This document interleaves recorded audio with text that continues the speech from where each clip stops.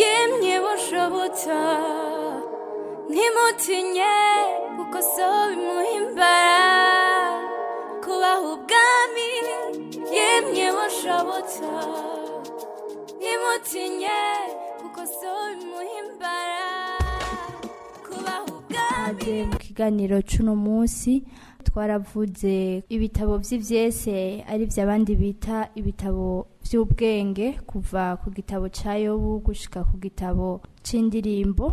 Twavuze igitabo ca Yobu, turavuga yuko iyo tusoma igitabo ca Yobu dukwiye kubona Imana iri hejuru y'imibabaro, Imana iri mu ifasha umuntu mu mibabaro kurusha uko tubona umuntu ko yabaye umuhizi n'igihangange. Reka dutere imbere tuvuge ku gitabo ca Zaburi, igitabo kinini cane gifise ibice 150, harimwo igice kinini c'119. Mbega i Zaburi ni igitabo canditswe n'umuntu umwe, gifise intumbero yihe mu kubaho kwaco muri Bibiliya kitwigisha? Igitabo ca Zaburi mpereye kuri uyu mutwe waco Zaburi, mu rurimi rw'icongereza Zaburi ni Psalms. Iyo jambo bagiti barikuye mu ijambo riri mu Kigiriki bita Psalmos, mu Kirundi bisigura indirimbo. Zaburi rero ni indirimbo cankwe ivyese, ivyo twavuze ngo na mapoeme zaririmbwa hakoresheje uburyo bwo gucurangisha ibicurarangisho vy'umuziki. Rero Zaburi ntizari indirimbo gusa bandika bagasoma, ariko zari indirimbo baririmba Abisirayeli bakoresheje ibikoresho vy'umuziki. Rero turashobora kuyumvira ati mbega ninde yanditse i Zaburi, igitabo ca Zaburi? Benshi tuzi yuko igitabo ca Zaburi cyanditswe na Dawidi, niko kenshi benshi tuzi. Mugabo ugerageje guserangura, ugerageje kwiga, urabona ko igitabo ca Zaburi cyanditswe n'abanditsi batandukanye, ariko umwanditsi mukuru ni Dawidi, kuko niwe yashoboye kwandika ivyese vyinshi. Dawidi yashoboye kwandika ivyese bishika ku 73. Rero hari undi mwanditsi bita bene Kora, nabo nyene bashoboye kwandika ivyese 11. Rero hariho n'undi mwanditsi bita Asafu, nabo nyene yashoboye kwandika ivyese 12. Hariho na Salomo yanditse 2, hariho na Mosi muri Zaburi ya 90 yanditse Zaburi imwe indirimbo imwe. Hariho n'undi bita Hemani muri Zaburi ya 88. Hariho n'undi bita Etani. Rero igituma bavuga yuko Dawidi yanditse ivyese vyinshi, Dawidi tumuzi nk'umuntu yari umuhinga mu buryo bwo gucurarangisha ibikoresho vy'umuziki. Nico gituma Zaburi ashobora kuba yaranditse ivyese vyinshi. Turashobora kwibaza ikindi kibazo ati mbega Zaburi yanditswe ryari? Rero nkuko twavuze ko yanditswe n'abantu batandukanye mu bihe bitandukanye. Rero Zaburi ishobora kuba yaratanguye kwandikwa mu gihe c'ubwami, naho nyene mu ntango, kuko turabona Dawidi niwe na Salomo turamubonamo, nukuvuga mu ntango y'igihe c'ubwami gushika Abisirayeli bavuye mu bunyago. Rero nico gihe cyose bagiye bandika, hanyuma mu nyuma barabitororokanya babishira hamwe. Rero muri Zaburi itwereka iki? Zaburi turabona itwereka uburyo Abisirayeli bahimbaza Imana, ukwizera kwa Abisirayeli hamwe n'ubuzima bw'impwemu bw'Abisirayeli. Murakoze. Ayo mazaburi dusangamwo ivyo vyese, izo ndirimbo zitandukanye vyakoreshwa iki mu ntumbero iyihe? Arakoze cyane, yamaze kubivuga mugenzanje. N'amazaburi yakoreshwa mu gusenga kwa Abisirayeli mu rusengero. N'amazaburi yabitubwiye torokanijwe mu bihe bitandukanye. Rero ntawe uvuga ko zino zaburi zose kuzingana zamye ziririmbwa ukunyene, uko hari zaburi zitari zihari igihe ca Dawidi na Salomo, igihe c'ingoro ya Salomo. Rero amazaburi yakunda gukoreshwa mu bihe vy'amateraniro y'Abisirayeli iyo bariko barasenga Imana. Niyo mpamvu amazaburi amwamwe, hari amazaburi menshi atari make avuga atwibutsa ihanga rya Isirayeli, ibihe baciyemwo mu bugaragwa muri Egiputa, intambara zitandukanye Imana yabagwaniye. Hari amazaburi rero menshi yaririmbwa igihe Abisirayeli bakoranye mu myanya yabo yo gusengera hamwe, yo guhimbariza hamwe.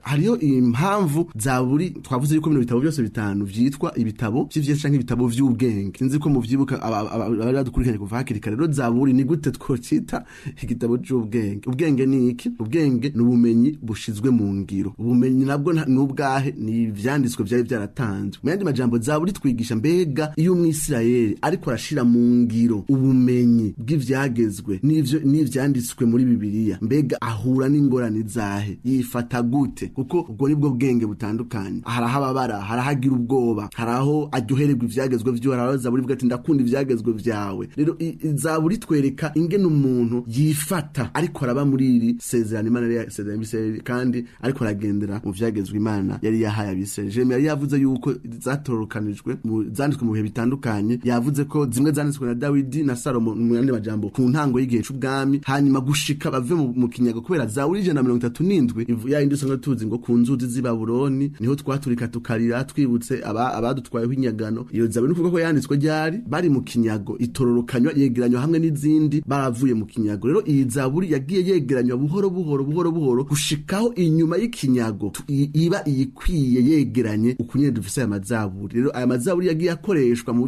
bihe bitandukanye bivanye n'izari zimaze kwegeranywa. Mugabo ntawe uvuga ko ukunyene tuzifise 150 ariko zamye zikoreshwa. Ngira bamaze gusoma baramaze kubona ko Zaburi mengi rimwe ibitabo. Hari igitabo ca mbere livre 1, livre 2, livre 3. Igitabo ca mbere ni kuva kuri Zaburi ya mbere gushika 41. Igitabo ca kabiri ni Zaburi 42 gushika kuri Zaburi 72. Igitabo ca gatatu ni Zaburi 73 gushika kuri 89. Igitabo ca kane ni Zaburi 90 gushika kuri Zaburi 106. Igitabo ca gatanu ni Zaburi 107 gushika kuri Zaburi 150. Rero yari yatubwiye ko amazaburi atubwira ubuzima bw'imwemu butandukanye bwa Bisirayeli. Zaburi rero muri kahise abakirisu barayikunze cyane rwose cyane kubera bashobora kwishushanya n'ibihe bitandukanye uwizera wo mu isezerano rya kera yaba ariko aracamwo ubwoba, kwizigira, gutakaza ukwizera, kubabara, kugira ishavu canke kwiyegurira Imana. Ayo mazaburi rero kubera avuga ibintu bitandukanye umuntu acamwo ariko aragerageza kugendana n'Imana, niyo mpamvu abakirisu babona umenga ni amazaburi abavuga ko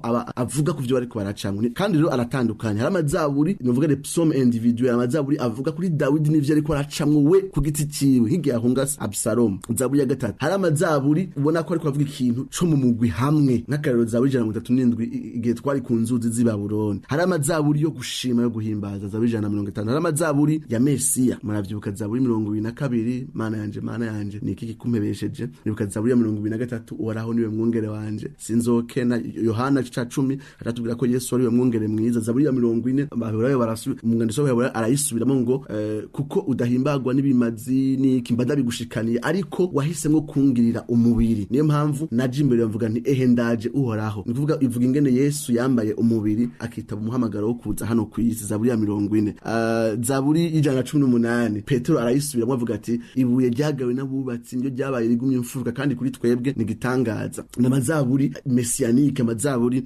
yerekana igicapo ca Mesiya mu isezerano rya kera. Hari amazaburi avuga kahise k'ihanga rya Isirayeli baca muri Egiputa baca mu bihe bitandukanye. Zaburi 104 105. Hari amazaburi novuga ntiyo gucelebra y'imisi mikuru. Zaburi ya 24. Hari amazaburi y'ubwenge uri kurasoma womenga uri mu gitabo c'imigani nka Zaburi ya 49. Urumva rero ko amazaburi rero yakoreshwa kugira ngo umuntu yiexprime asohora ingene umushaha wiwe n'umutima wiwe uri kuraca mu bihe bitandukanye n'ingene ariko aragwana kugira ngo Imana igire ikibanza ibereye mu buzima bwiwe muri ayo makrize atandukanye canke no mu bihe vyiza bitandukanye. Murakoze cyane. Uravye ayo mazaburi yose turumva yuko arimwo ibigumbagumba bitandukanye, ariko kandi tuhora tubonamwo n'amazaburi Dawidi usanga ariko asa n'uvuma abansi biwe. Mbega biremewe ko natwe tuyakoresha mu kuvuma abatugwanya n'abansi bacu?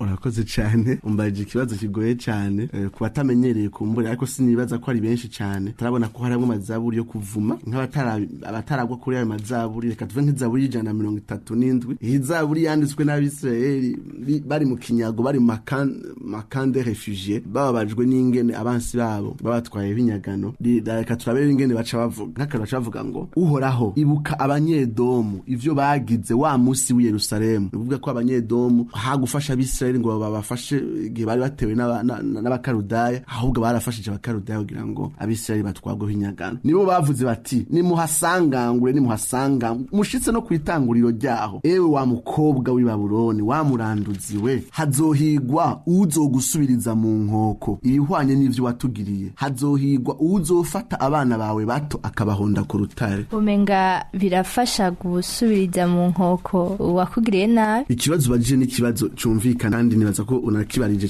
cyane abariko baratwumviriza. Kimwe mu bintu bikunda gushikasha tuvuga tuti isezerano rya kera inyigisho zayo nuvuga etike yo mu isezerano rya kera, inyigisho zayo zijanye no kugororoka ni inyigisho ziri hasi. Ivyo vyari byo mu isezerano rya kera, kuvuga mu isezerano rya kera ni inyigisho zijanye no kugororoka zari hasi ugereranyije n'umuco wo mu isezerano rishasha. Ariko niyumvira ko tuba twihuse cyane. Nk'akarero abanditsi bandika mu isezerano rishasha ntibandika nk'aho umenga isezerano rya kera ryari hasi, ahubwo ryategurira ryabanziriza neza kandi mu yandi majambo banandika nkaho umenga bariko barakira nka continuity ni kubandanirizako para gukuraho kuko ari twimbe kuzano rya kera rishasha rikura izano rya kera ahubwo izano rishasha ribandaniriza iryo jambo kubandanirizako nico kintu gikomeye hariho continuity nk'akarero Matayo 22:32 avuga ko indunduro y'ivyagezwe vyose nuko ivyagezwe vyose bipopeyanje mino jambo ukunde mugenzi wawe nkuko wikunda kandi ukunde ishora umutima wawe n'inkomezi zawe zose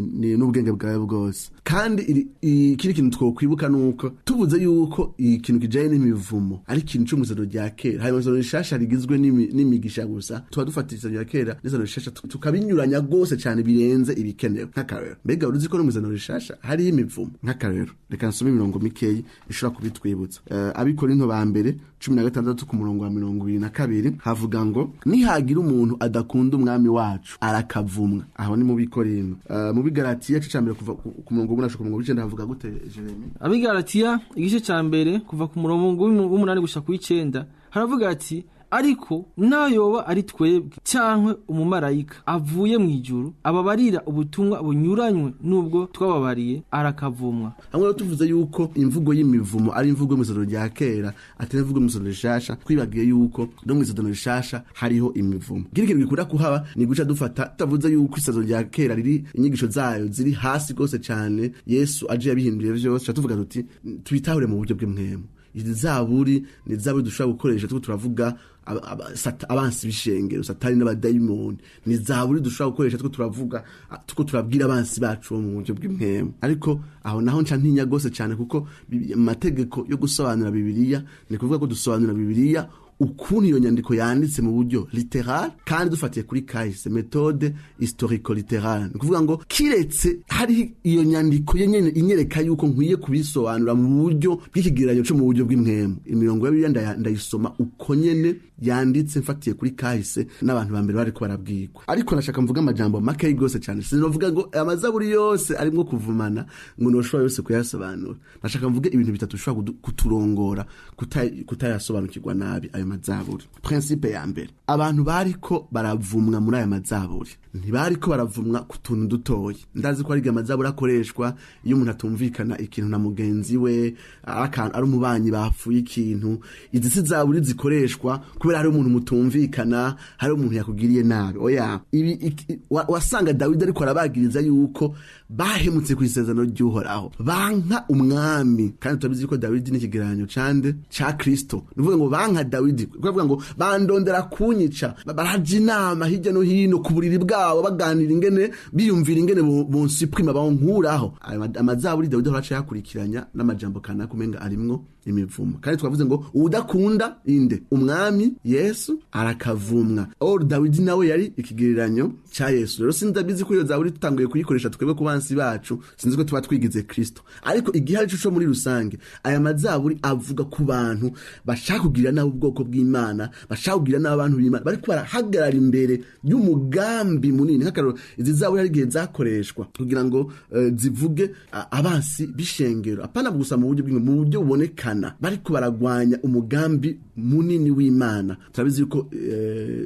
Paulo yahindukiye akabwira icegera c'umukuru Paulo yariko arabwira ubutumwa hanyuma ico cegera gishaka guhubisha wa muntu Paulo acavuga ati kuva no munsi ntugasubire kandi kubona izuba kubera iki uwo muntu yariko acarahuma yariko hagara imbere y'umugambi munini w'agakiza si ibibazo vyacu personnel n'ingorane dufitaniye n'abantu izi zaburi ntizijanye n'ivyo icya kabiri nashaka ko tutahura kandi ndabasavye twamaze kuvuga yuko icese ntigifatwa uko nyene uko amajambo ameze harimo ivugo ndenza rugero nk'akarero sinibaza yuko uyu muntu ashatse kuvuga ati ndashaka kubona ubuyoya bwose ubukubita akavuga ati muri rusange ndashaka kumbona uhana abantu bansi bacu ibijanye n'ingene izi zaburi imivumo uko nyene yanditse ko ari uko Imana itegerezwa kuyishitsa hamwe no yoza gushitsa iryo sengesho ry'uwo muntu sinibaza ko ari uko nyene yobigenza ubwo n'uruhara rw'Imana rw'ingene ishitsa urubanza rwayo ku banyavyaha mugabo aya mazaburi arakoresha imvugo ndenza rugero ica gatatu principe ya gatatu muri aya mazaburi ajanye no kuvuma abansi nuko aya mazaburi aserura umubabaro w'uyu mwanditsi kubijanye n'ingene kugororoka kuko kurahonyangwa gusumba kwihora Imana imuhorera gatwe kiwe. Nikuvuga ngo n'amazaburi yiburuka mwishavu afise ryuko abansi bihora. Nari gusoma aya mazaburi ni menshi cyane aho Dawidi avuga ati barataye inzira zawe ndanka abantu bava mu byagezwe vyawe. Ni expression ni umutima userura indignation morale apana vengeance personnelle. Umubaro umuntu afise iyo imanza ziko zirahonyangwa mu gihugu gusumba ingumhorere. Nimba rero bino bintu tuba tubifise tubikwije byo dufasha gusobanukirwa aya mazaburi yitwa les psaumes imprécatoires. Murakoze cyane. Reka turabe neza mbega iyo turiko turasoma ano mazaburi nuwuhe mutima twozana iyo turiko turasoma. Murakoze kumbaza ico kibazo. Kenshi ingorane dukunda kugira iyo turiko turasoma bino bitabo nk'igitabo cya Zaburi, umuntu arashobora gusoma nk'agace kamwe gusa akavuga ati reka nsome akantu kamwe gusa hanyuma agaca gashaka kugashira mu ngiro. Ariko jewe ikintu mbona nuko umuntu yobanza kwanza yosoma igitabo agasoma akene nko gusoma nk'igitabo cya Zaburi agafata umwanya agasoma igitabo akiga akamenya umwanditsi ico yarakene kuvuga kugira ngo ashobore gutahura insiguro nziza ico gitabo kugira ngo ashobore kuyishira mu ngiro. Rero kenshi ntidusobanukirwa neza tubifatira hagufi tugasha dushaka kubishira mu ngiro tutafashe umwanya wo kuvyiga. Reka rero tera imbere tuje ku gitabo c'imigani. Jeremy woshobora kudufasha uko canditswe n'umwanditsi wacu n'ico kivugwamo. Murakoze cyane. Kino gitabo imbere na mbere ngira mbanze mvuge washoye kucandika. Abantu benshi barakunze kuvuga ko ico gitabo c'imigani canditswe na Salomo. Ego nivyo kuko Salomo niwe ashobora kuba yatorokanije imigani myinshi, ariko turavye nko ku gice ca mbere umurongo wa mbere baravuga ngo imigani ngo ya Salomo ngo mwene Dawidi. Ugacusuruka arabagira igice c'10 umurongo wa mbere baravuga ngo imigani ya Salomo. Iyi ni imigani Salomo wenyene yashoboye kwandika asura kandi aratororokanya. Ariko uravye ku gice ca 20 umurongo wa mbere baravuga ati iyi niyi nyene ni imigani ya Salomo iyo abantu ba Hezekiya umwami w'abayuda batoranije. Iyi ni imigani Salomo yashoboye kwandika ariko yashoboye gutororokanywa n'umwami yitwa Hezekiya umwami w'abayuda. Yatororokanijwe n'abanditsi abo twita abascribe, nibo bashoboye gutororokanya iyi migani. Ariko turashobora kubona nk'ugiye ku gice ca 30 umurongo wa mbere hariho aho bavuga n'amajambo ngo yaguri ngo mwene yake ngo yivyo yavugishijwe. Iyindi migani ni migani iri mu gice ca 31 mu murongo wa mbere, imigani y'umwami yitwa Lemuweli. Rero abo nibo bashoboye kwandika imigani. Tugerageje kwiyumvira turaba igihe ikino gitabo gishobora kuba cyaranditswe, tugerageje kuraba kuri imigani cyane cyane imigani Salomo yashoboye kuyandikira, turabona ko imigani Salomo yashoboye kuyandika imbere y'urupfu rwiwe nko mu myaka y'amajana 931 imbere yuko Yesu Kristo aza. Ariko na ya migani twavuga ko yatororokanijwe n'abanditsi ba Hezekiya umwami w'Ubuyuda ishobora kuba yaratororokanije mu myaka y'amajana 7. Turashobora kwiyumvira tukavuga ati mbega inkuru nyamukuru ivugwa muri iki gitabo ni iyihe? Inkuru nyamukuru tuyibona mu gice c'9 imigani gice c'9 umurongo w'10. Ijambo ry'Imana riravuga ngo ukubaha uhoraho niko tanguriro ry'ubwenge ngo kandi kumenya uwera niko kumenya ubwenge. Hariho ijambo ubwenge rigaruka cyane mu migani. Rero ngaha bashase kutubwira yuko ubwenge nyakuri, ubwenge dukwiye kubakirako ni ubwenge buturongorera kugira gute kubaha uhoraho. Rero ubwenge dukwiye kugira ni ubwenge buturongorera kugira gute kubaha Imana no gutinya Imana. Murakoze. Ni apotre sinzi ko ico wongerako. Ego cyane ngira ngo twavuze ko ibitabo bitanu byose biri mu muce ibyo twita ibitabo by'ubwenge. Nemera ko igitabo cyo c'imigani ni igitabo c'ubwenge par excellence mu buryo bwuzuye kuko gitwigisha ingene dukwiye kwifata ingene dukwiye kubaho. Nashaka mvuga kantu gatoyi ko narababwiye ko ibintu tubisobanukirwa bivanye n'igihe vyandikiwe. Ibi bitabo by'ubwenge byarafashije abisiraheli gose cyane. Niyumvira yuko baramaze imyaka bari mu kinyago, nikuvuga ngo bari kure y'ihema, bari kure y'ibimazi bitangwa ku munsi baragiranira imigenderanire n'ayandi mahanga abakikuje. Rero hari n'imigani imwe iri muri bino bitabo yatororokanijwe n'abanditsi ba Hezekiya mu nyuma ikegeranywa mu nyuma mugabo yari imigani ubona yuko ifise kahise mu mico canke yakunda kuvugwa muri kariya karere ya Palestine yarimwo. Nashaka mvuga ikintu kimwe kandi kijanye na kahise gakikuje kino gitabo c'imigani nuko muri ino myaka nta mashuri yarahari na makaminuza yarahari abantu ntibavyuka mu gitondo ngo ndagiye kw'ishure ngo ndahejeje fondamentale ngo ngiye ngo muri kaminuza ntivyabaho. Nguvuga ko imigani bwari uburyo bwo kweduka bwa education abajene bategezwe kwifata mu mutwe no kuyisubiramwo kuko bwari uburyo bwo nyene buhari bushobora gutuma umwana aca ubwenge ko nta diplome baje kurondera ku mashuri. Rero hari ikintu twatakaje, amashuri yarabaye menshi mugabo ugasanga umuntu ubwenge bumufasha ingene abana n'abantu yifata n'abantu mbere wanashaka n'ingene yifata mu buzima niyaronka akazi niheza iryo shuri ingene kandi ugasanga nivyo bizotuma bamwirukana ku kazi, nivyo bizotuma atanatera imbere ku kazi, ivyo ntiyigeze avyigishwa. Rero igitabo c'imigani ukiravye rero kivuga ibintu bitandukanye, kiravuga ingene umuntu akoresha amafaranga, kiragabisha ku bintu bijanye n'abagore bivyigenze, ibintu bijanye no kwirinda amabanga mpuzabitsina igihe gitaragera. Imigani yavuga ibintu bijanye n'imiryango, ibintu bijanye n'ubugenzi, ibintu bijanye na business, ibintu bijanye n'amasezerano, amakontra. Ubiravye igitabo c'imigani urabona ko kirigisha umujene kwinjira mw'isi amaso yuguruye, afise amakenga ku bintu vyinshi bitandukanye. Nako ndibwira nti mbega naho haje amakaminuza ngana gute, iyaba hari amajambo make wobwira umwana wawe kugira ngo abeho neza, yifate neza muri inosi, wo mubwira amajambo yayo, woja kumubwira ingene amasi atandukanye harimo n'isi turiko ngaha anye bizunguruka hejuru y'izuba, wo mubwira ingene ibiterwa kanaka bikweguye umuyaga, bikweza umuyaga bikaca bigenduka photosynthese. Niyumvira ko n'ubu unye ubwenge bw'inyifato kiracari ikintu gikenye. Niyo mpamvu umuvyeyi ariko ari ku buriri agira acikane ahamagaye umwana w'ikintu cambere amubwira ntamwigisha shimi, ntamwigisha geography. Nikuvuga ko twese ku rugezo kanaka turatahura ko bino bintu ari ibintu vy'inkoramutima bifasha umuntu mu buzima bwa misi yose, naho iterambere ry'amashuri ririko rirabisubiza inyuma, kuko ni ya majambo umuvyeyi azokubwira agira acikane ati mwana urazokwigenza gutya, urazobana n'abantu gutya, urazogira amakenga mu ngingo zawe, urazohanuza imbere yuko ufata ingingo iyo ariyo yose. Iki ni ikintu gikomeye gose cyane. Navuze yuko ari ibintu bifasha mu muryango, mu ndero yo mu muryango, hamwe aho abantu bamaze kubigerageza kandi bigatanga umwimbo ukomeye. Ati tugadusoma igitabo c'imigani igice kimwe ku munsi gushika iminsi 31 kubera ni imigani ibice 31 bikaganirirwa mu muryango. Ni uburyo bwiza cyane bwo gutanga indero, education y'abana uciye muri Bibiliya, kandi mubikora mu buryo bukurikirana mu kigice kimwe ku kindi gushika uko kwezi kose guhere, mubiganirira mu muryango n'abana n'umudamu cyangwa n'umwubakanye n'abandi bose mutunze umuryango n'abakozi, ibintu bice mukabiganira. Baje gushimiraho Nikiza Jean Apotre ku kuntu waje kudufasha muri iki gitabo c'imigani, ariko hari akantu nshaka kongera ko hari ikintu nkunze kubona kimeze nk'ikibazo cyane mu miryango.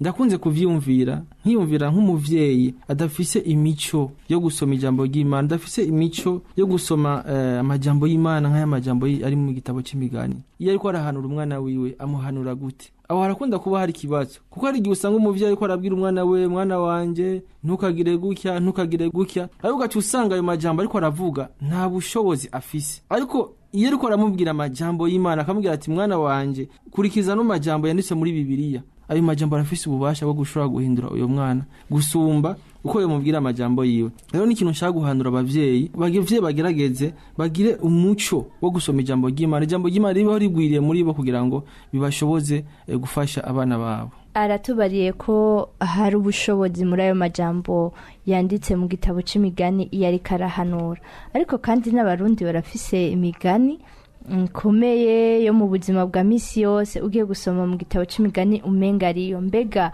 bitandukaniye he ubushobozi bw'ayo majambo yo muri Bibiliya ni bugera hehe kurusha ubushobozi bw'imico yacu? Urakoze mani majambo ni gitandukanya imigani yo muri Bibiliya n'indi migani dushobora gusanga mu mico itandukanye y'ibihugu bitandukanye n'amoko atandukanye. Yari yabitanguriye ko Jema avuga ati la crainte de l'Éternel, ukubaha uhoraho n'iryo tanguriro ry'ubwenge. Mu yandi majambo niryo buye rifashe iyi migani yose, igamije gufasha umuntu kubaha uhoraho. Ariko iyindi migani usanga ifasha umuntu gusange ni yomererwa neza, yoshika ku ntumbero ziwe, atogira ingorane mu buzima. Navyo Imana irabitwifuriza kuko iradukunda. Mugabo hagati na hagati y'impanuro yose tuba duhereje umuntu ibikwiye kumushikana kukubaha uhoraho ngo nuhoraho imutumbereza kuhoraho. Iyindi migani usanga iguhereza igusinyifato mu buzima bwa misi yose. Mugabo iyi migani muri Bibiliya igamije kurema muri twebwe la crainte de l'Éternel. Hari impanuro nziza dushobora gusanga mu bantu badakirijwe kandi zikashobora kunadufasha. Mugabo ikintu kiduheza gakiza ni gihe bidushikanye kukubaha uhoraho. Apara gusa byaduhaye kubaho neza bikaturinda n'ingorane hano kwisi. Ndetse hari ubwenge buri hano mwisi mugabo usanga butaba bugamije gufasha umuntu gukunda kugororoka, kunezererwa kugororoka, guhimbaza uhoraho mu nzira zawe, guhesha icubahiro uhoraho mu nzira zawe. Nta mugano hari mu Kirundi ubona ko uwawanditse agamije gufasha uwo muntu ngo intumbero nyamukuru ibe guhesha icubahiro uhoraho mu ngeso zanje. Niyo mpamvu Jeremiya avuze ati ni vyiza kutumenyereza abana bacu. Iyi migani muri imigani Bibiliya igamije gufasha umuntu kugira inyifato ihimbaza akameremere kagororotse k'Imana. Nk'akarero iyo birivuze ngo si vyiza kuzirika umunzane wawe kugira ngo utange ibiro bidakwiye. Kubera iki nk'akarero umurundi arashobora kukubwira ati abantu bamenya ko umuntu abesha ku munzane bazokuvako nta murazo no kunagushorera. Urumva ko bihagaze ku ngorane wogira n'ingene ababoca bihera bahanahana amakuru ati buriya kwarine rine arazirika umunzane usanga bikuzaniye ingorane. Biciriterera ati ni vyiza iyo umuntu agize ibintu bigororotse biragaruka bikamugira ko ingaruka nziza. Iryo jambo sukubesha mugabo kandi iryo jambo ntiryubakiye ku Mana ariko nijingira akamaro kandi umuvyeyi aribwiye umwana ntabagize nabi kandi arashobora kumufasha. Mugabo kubera iki umuntu akijijwe uyu mugani akwiye kuwushira mu ngiro? Nuko Imana yacu iragororotse, kamemere kanje kagororotse no mu bintu bya misi yose bisanzwe gahimbaza ukugororoka kw'Imana nitirirwa kandi namwe mwishusho yayo. Urumva rero ko iyi migani isitangura gutandukana mu ntumbero mu ntimatima y'igituma ibi bintu vyanditswe bicatangura gutandukana n'ibyo twita la sagesse populaire, les maximes, imigani n'imyibuzo itandukanye iba ibikwiragiye mu mico yose no mu bihugu vyose. Natanguye ndabafasha cyane yuko kuye gusobanukirwa ibi bintu muri kamere k'inyandiko nyene y'icese, muri kamere mere kayo nivyo biduhereza urufunguzo kubisobanukirwa. Nk'akarero iyo ufashe imigani iri hano mu gitabo gacuvuga ati aya n'amasezerano yanje, ninagira gutya nzoronka iki, ninagira gutya nzoronka iki, ugaca ubifata nk'isezerano, ubuhushije cyane kuko imigani ntirimwo amasezerano nk'ibintu amagaranti. Iyi migani iduhereza umurongo wo gukurikiza mu kubaho kwa misi yose, les lignes de conduite. Hano avuga ati niwubahiriza uyu murongo wo kubaho ukifata uku bizokugendera gutya muri rusangi. Mugabo nta samasezerano dufata uko nyene dufasa literale ngo ninagira gutya ngo bizogenda gutya hanya. Nta masezerano mu migani dukwiye gufata ngo jewe ngo ndatuye bino bintu ngo nzotera imbere kubera ngo nagize gutya. Kubera igitabo cahari nk'akarero tuvuze tuti imigani ashaka kutubwira ati iyo umuntu akoze cyane gose aratera imbere. Ati mwana wanje ni wakora gose cyane, ni wakura amaboko mu mpuzu, hari imigani ibuza umuntu kugira ubunebwe uzoca utera imbere. Mugabo wibuke yuko hariya mu gitabo twaba tuvuga c'umusiguzi avuga ati muri no sico nitegereje urondera cyane si waronka. Mene majambo rero hamufashe rero nk'isezerano ngo hari isezerano ryo kugubwa neza hamwe nkoze gutya anye uba uriko urakoresha nabi iyi migani. Iyi migani ntirimo amagaranti y'amapromese, iri inyifato zo gukurikiza mu buzima bwa misi yose muri rusange n'ibishobora kuba muri rusange hamwe dukurikije izo nyifato mu ntumbero yo kubaha uhoraho. Ego mu ntumbero yo kubaha yemye bushobotsa ntimutinye kuko so bimuhimbara kubaha ubwami. Yemye bushobotsa ntimutinye kuko so